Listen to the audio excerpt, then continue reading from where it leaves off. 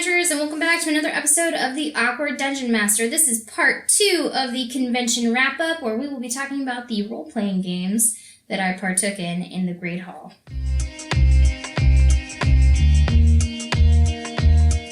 So let's talk about the games that I ran first, since I am the most familiar with those. They were all set using Dungeons & Dragons 5th edition rules, and the first night, on Friday, from 7 o'clock at night to 11 o'clock at night, I ran my chimpanzee one-shot for 8 freaking people.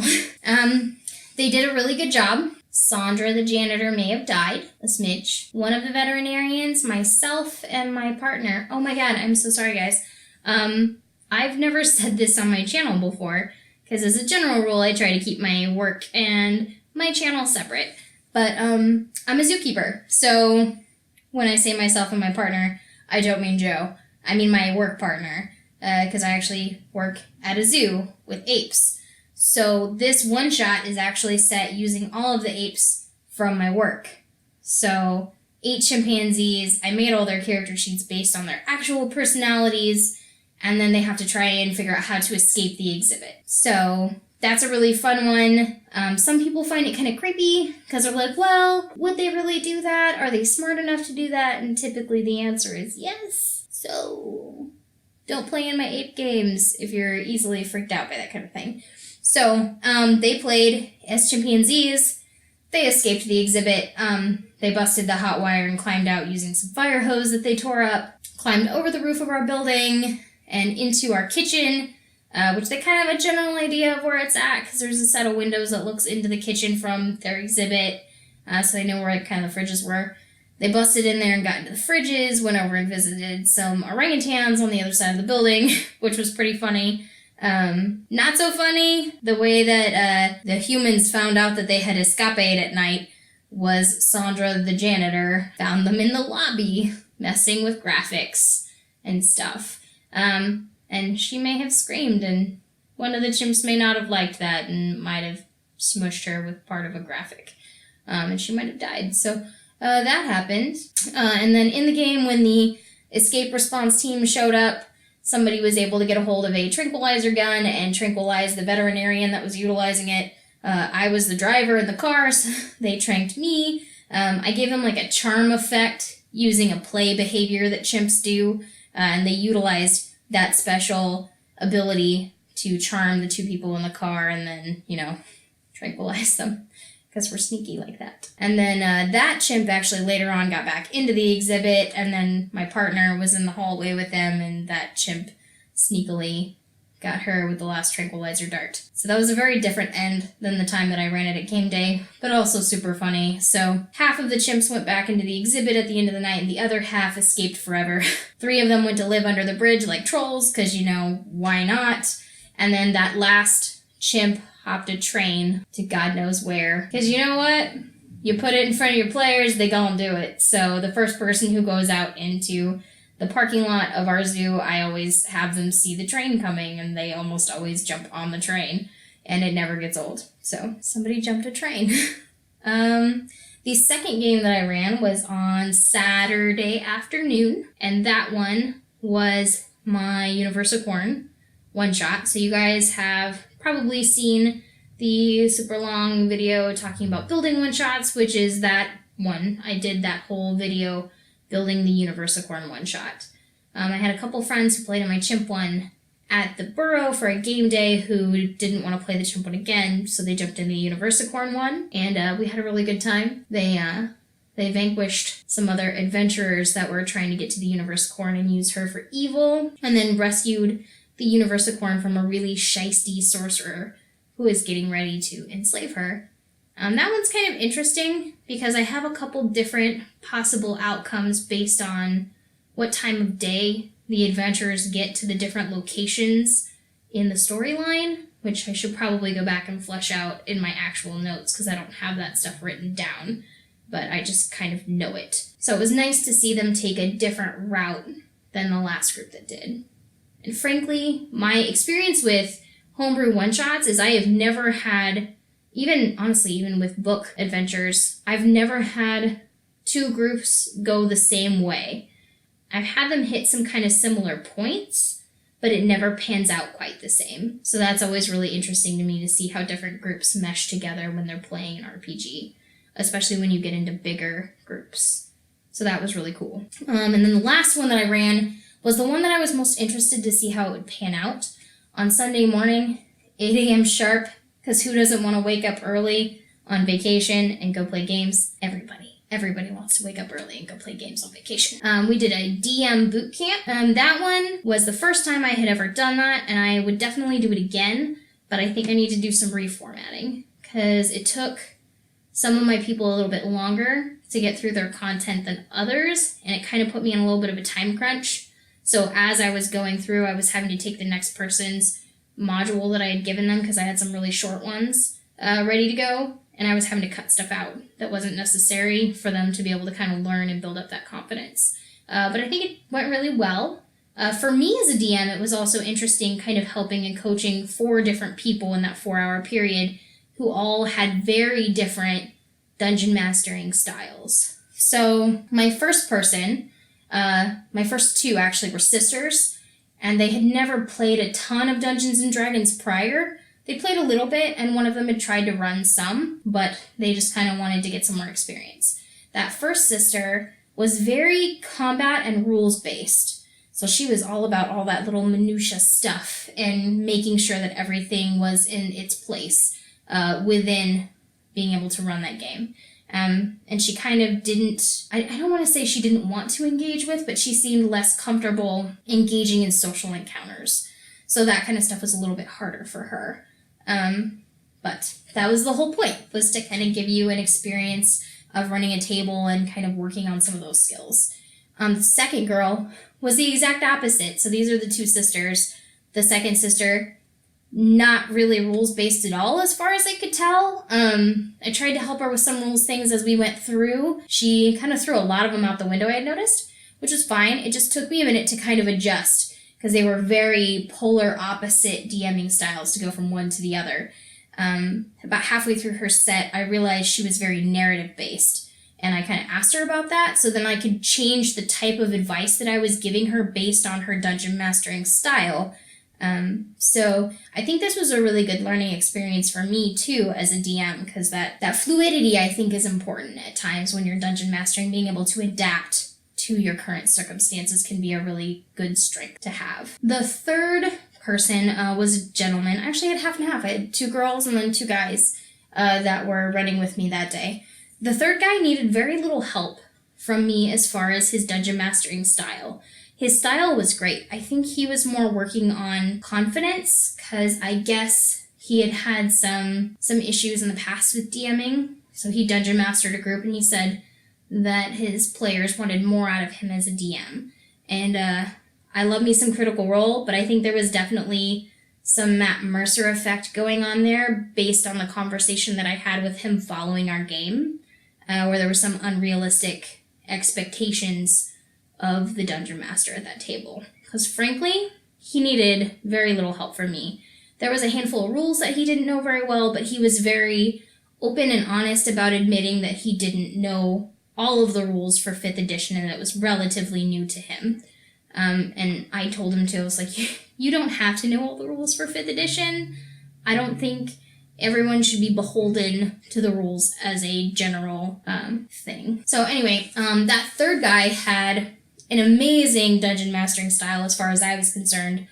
He was very dynamic in his combat, the way that he liked to set it up. He liked to break his bad guys up into different groups and give them more initiative accounts to break the combat up more, so it wasn't like, bad guys, all of your adventurers, bad guys, all of your adventurers, because that can get a little bit monotonous. So having somebody there who already had some dungeon mastering experience, again, influenced the type of advice that I gave him as a dungeon master. He didn't need my help with basics. He was ready for things that were more advanced. So one of the things I noticed with him as we were running through the dungeon was he was very roleplay heavy. He liked roleplay, he liked creative players, and he liked to reward that creativity. So one of the things that we talked about that he did not realize was an optional rule was Dungeon Master Inspiration. So with that, I was able to bust out some tokens and give them to him and say, hey, if you've never heard about this rule, this is what it is. And then he actually started utilizing them because somebody had just said something really narratively funny, and actually wound up needing that DM inspiration closer to the end of his set for a saving throw that she had failed and really, really needed to not fail. So I was just kind of there to help with rules, reinforce that everything that he was doing was good, and then help with maybe some new ideas and stuff that he could utilize going forward that were a little bit more complex, like DM inspiration.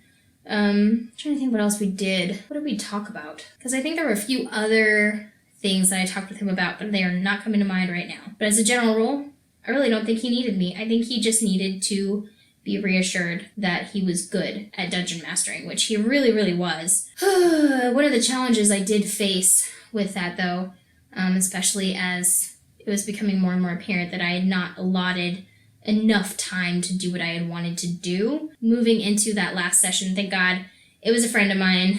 Ben, man, I freaking love you. Thank you for being patient and understanding, because you got the smallest time slot. But I also think, fortunately, with that, I really think you were in your element being on that time crunch, because it seemed to lend a little bit more gravity to the things that you were doing. And the excitement you got from being on that time crunch, I think really added to your session. It created a lot more excitement and tension within the game in a good way. It's really easy for that to go in a bad way, but thankfully, you're really good at channeling that tension and stuff in a positive direction. And he also excelled really well with playing his NPCs and his bad guys in ways that made sense to him in the world and not necessarily as intended. Because I think sometimes things written as intended don't necessarily read in the most dramatic way whenever you go to play the game. So I think he did a good job of interpreting the characters and the bad guys and their motivations and everything in a way that made sense for what was going on. Good job, Ben. You did so good. But all 4 DMs for that session were really, really good, just in different ways. So everyone had different strengths and different styles. So that was really interesting for me to see also as a dungeon master, and I definitely think I'll be doing that again. While I was running games, I met some cool people. Imagine that. Look, it's a business card. I'm being ridiculous. Carmen and Philip Bush run a Facebook group for Wichita. It's called Wichita Tabletop Role-Playing Games Community. And I got a request to join this group a while back, and I never freaking did it. But they're lovely people, and I'm in that group now. Thanks, guys. You're awesome. I will throw some links to that down below. So Carmen calls herself the Functionally Dysfunctional DM, and her husband Philip calls himself the Combat Medic DM. So those are pretty cool, and they both have their own neat little logos here. I'm assuming. You know what happens when we assume, but I'm doing it anyway. Philip must have been in some sort of medical field, because he actually has a modified medical type logo here, but it has 2 dragons wrapping around the staff with a D20 up above it. And then Carmen actually mentioned to me while we were standing there, because I told her that I had seen her husband's Facebook pop up all the time in the different gaming communities that are local. But he has a picture of her on it, which is really freaking cute. I think that's adorable. But she mentioned that it's one of her old pinup pictures, so it makes sense that her logo is this cute little blue tiefling chick in like a little pinup pose. So that is one of our local communities. I will throw that link down below as well, because this is all about community. This community is what keeps our games going. It's what it makes us friends, and it's how we do cool stuff. Collaborations are fun, guys. That was the games that I ran and the people I met while I was running them. On to the next thing, which is games that I played in. So Friday afternoon, I was insistent. I really, really wanted to play a game with Kurt again. If you know Kurt locally, he's an amazing dungeon master. He runs games in the Fate system, which uses fudge dice. If you've never heard of those, essentially it has 3 different marks on a D6 size. One's a plus, one's a minus, and one is blank. So typically anytime you're rolling, you would roll the dice and then kind of add everything up to see how many successes or failures. And there's like a sliding scale of how well you did on your check. For that one, it was set post-World War I. Kurt's gonna kill me for getting this wrong. I'm really bad at history, you guys. Please don't judge me. But essentially what was going on is we were British scientists. Mine was a British scientist. But I essentially made her into this weird, like, lab rat girl. Like, one of her aspects or characteristics was that she never left the lab. So I interpreted that as a player as somebody who has very few social graces. So she kind of turned into this slightly annoying teenage girl who did not know how to appropriately interact with other people. But we had a flashback at the beginning where I was playing her grandfather, which was also kind of cool. And he asked us some world building questions at the beginning, and one of the things that I said was that her grandfather was working on some artificial life type technology. So he played that into the story in various ways. So it starts at the beginning where her grandfather was a pilot and he's driving this plane, and then we have to intercept a Zeppelin who has our arch nemesis on it, who's got this technology that we want. And that winds up being the technology that her grandfather worked on. So essentially, like, back in the day, he stole it. But there's, like, KGB that are after us in the flash forward. And they stole all of her grandfather's technology out of her lab where she was kind of secretly working on it. And we maybe a little bit turned into murder hobos. I got really excited. I realized I could build a bomb. So I built a bomb. And eventually we set it off. Okay. The other game that I played in was Protocol. I think it was Protocol. 99% sure. Which is another D6 based system, but you don't use them to determine the outcome of things necessarily. It's a GM-less game, so there's no dungeon master whatsoever. There was somebody there kind of helping run it. That was Tad. Shout out to Tad. He is awesome. That game was super fun. It got a little weird, but from what I've heard from other people, that's pretty normal. But it was awesome weird, let me assure you. So at the beginning, you spend like the first hour generating your character and some background, motivation, relationships, that kind of stuff with other people at the table. So everything's randomly rolled, again using D6s on a table for the book. But my job wound up being mercenary. That was my character's thing. So the biggest thing that came out of that was that she was perma-antagonist. So it's like, I'm constantly going to poke things. So I kind of wound up playing some similar characters in both of the games that I played in. I was like, oh God, what is happening for me? But we're here, and it's fine. Everything's fine. It's totally fine. Let me say it one more time so you believe me. It's fine. So for background, they also use cards for defining all this kind of stuff. So you would actually have a deck of like regular playing cards, and then they would flip them. And the suit and the value on each one of them meant different things. So there were 2 different tables for that, for generating characters. But my background card that I flipped was a Jack of Spades. I believe that's what my notes say. Hopefully it's not wrong. But it says that she had a big family and that she was born in winter, and I don't really know how to interpret that. I'm sure it will come with time as I get more used to the system, because I definitely want to play it again. And then the next thing was motivation, impulsively acceptance. I wrote next to that she has like this weird sense of chivalry, which I thought would be interesting with a mercenary type job. I don't know if that really came out in the character so much because of the next thing. The biggest thing that wound up happening during character generation is that when we were rolling for relationships, 4 of us rolled romantic relationships. So Tad actually put an X card out just in case things got a little weird, and I think he wound up using it at one point just because we were, not so much because I think anyone had crossed a major line, it was kind of heading in that direction, and we were also at a convention. So I think there's kind of this generally accepted, unspoken rule that things stay a little bit more PG when you're in an open play space like that, especially because there's kids and stuff around. So there were a few things that were just kind of like, stop there, go no further, you found the line. The weirdest relationships. So the first romantic relationship I roll is with the guy who's running the game, so Tad and I had a romantic relationship, and then the card that we pulled was toxic and codependent, which was like super weird and dark already. And then I wind up getting a romantic relationship with Magda, who is, and mine and Tad's characters are female. So we're in a female relationship there. And then me and Magda, who's a male, wind up getting a romantic relationship. The person who's playing Magda was my husband's friend, Michael, and he wound up saying like he ran some con on me to like seduce my character, which was fine, but it was almost like I cheated on the first character, Petra. So there was that kind of dynamic there.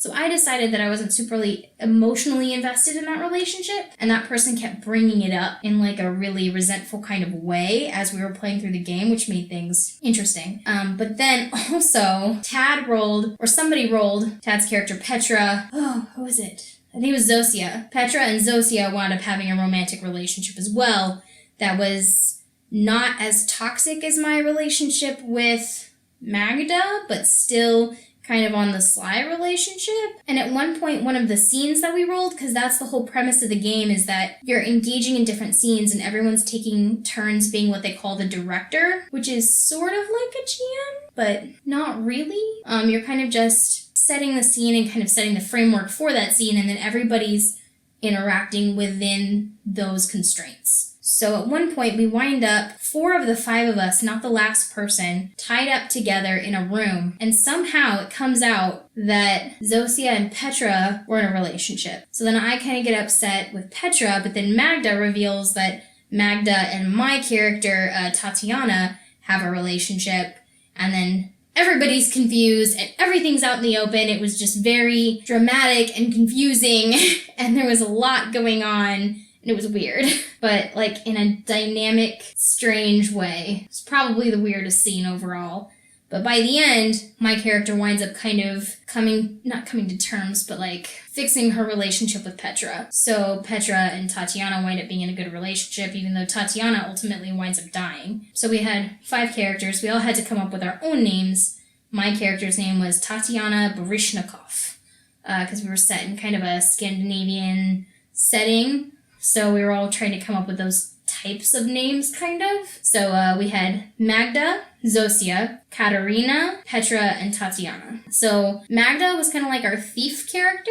Zosia was like our church official, like a priest. And then Katarina was the local pariah. Petra was our like blessed child. And then Tatiana was the mercenary. So we had a weird group of people, and talking with other people, and then Tad also mentioned at the beginning of our game, it's really common to have a lot of conflict because of all the relationships and things in Protocol. And that's part of what makes it so interesting. So, honestly, dynamically speaking, that's probably my favorite game I've ever played at a game day or at the convention so far. So I for sure will be doing that again. Tad was such a good person, the way he set up and taught all of us how to do that. Made it really accessible, especially once we kind of got into the meat of the story. So that was great. Whew, I haven't been talking at all. It's fine. So that was it for all my games at Tsunamicon. Hopefully you guys enjoyed this video. If you have anything to add to the conversation, please drop that down in the comments. And until next time, keep it rolling, adventurers.